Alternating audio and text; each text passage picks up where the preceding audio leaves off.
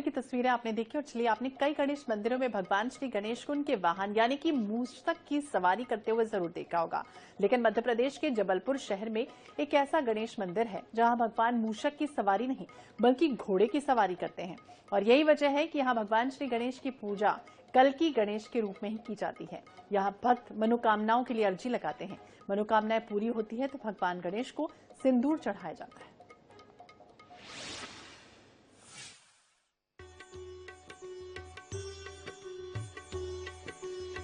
जबलपुर शहर की रतन नगर की पहाड़ियों पर स्थित सुप्तेश्वर गणेश मंदिर में भगवान की स्वयंभू प्रतिमा स्थापित है।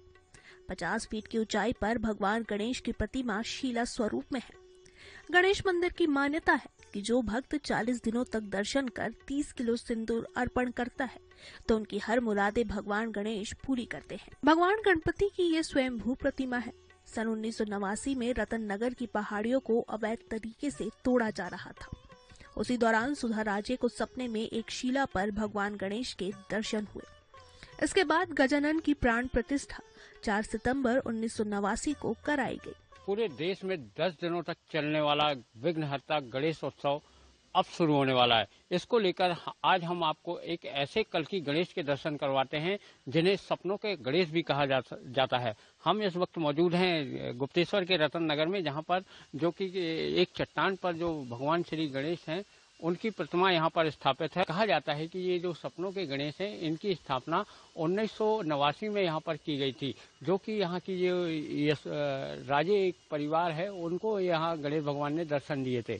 अब हम आपको दिखाएंगे कि ऊपर चलकर ये जो मंदिर है वो किस हालातों में है और किस तरह यहाँ पर जो मूर्ति है और जो चट्टान है इस पे गणेश की आकृति यहाँ पर नजर आ रही है। ये जो चट्टान पर गणेश भगवान की मूर्ति दिख रही है ये सिर्फ एक जो सूंड होती है उनका एक हिस्सा यहाँ पर नजर आ रहा है। इनका जो पूरा शरीर है यहाँ पाताल तक यहाँ पर गया हुआ है और यहाँ के जो भक्त हैं यही मानते हैं कि ये जो गणेश प्रतिमा है एक घोड़े पर सवार होकर यहाँ पर स्थापित की गई है। और इसके साथ ही आप देख सकते हैं कि किस तरह जो चट्टान में भगवान गणेश की सूंड है वो नजर आ रही है और साथ ही जो आंखें हैं वो यहाँ पर बनाई गई हैं। गणेश मंदिर के मुख्य पुजारी हिमांशु तिवारी सहित सुप्तेश्वर गणेश समिति के सदस्य मानते हैं कि गणेश उत्सव में प्रत्येक दिन सुबह धार्मिक अनुष्ठान और शाम को महाआरती की जाती है। साल भर में मंदिर में 3 माह में एक बार सिंदूर चढ़ाने की रस्म अदा की जाती है। ये भगवान सुप्तेश्वर गणेश की ऐसी विश्व की पहली प्रतिमा है भगवान गणेश जी की, जो कि घोड़े में सवारी है इनकी।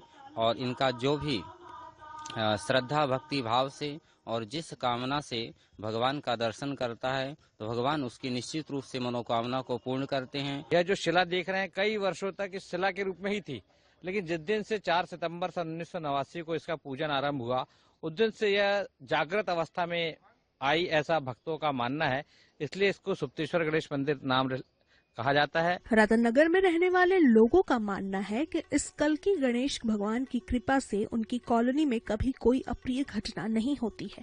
कोरोना काल के दौरान भी भगवान गणेश की कृपा से उनकी कॉलोनी में कोई जनहानि तक नहीं हुई। बाद में एक सुधा राजे जी हैं, उनको दर्शन प्राप्त हुए तो फिर उन्होंने यहाँ पे आया सबके साथ, यानी अपने पूरे समूह के साथ आए, अपने दूसरों को बताया। फिर यहाँ पे उन्होंने सिंदूर चढ़ाया, अभिषेक किया और फिर ये तब से बहुत ज्यादा फेमस हो गए, यानी प्रसिद्ध हो गए हैं। ये मंदिर 89 में इसकी स्थापना हुई है।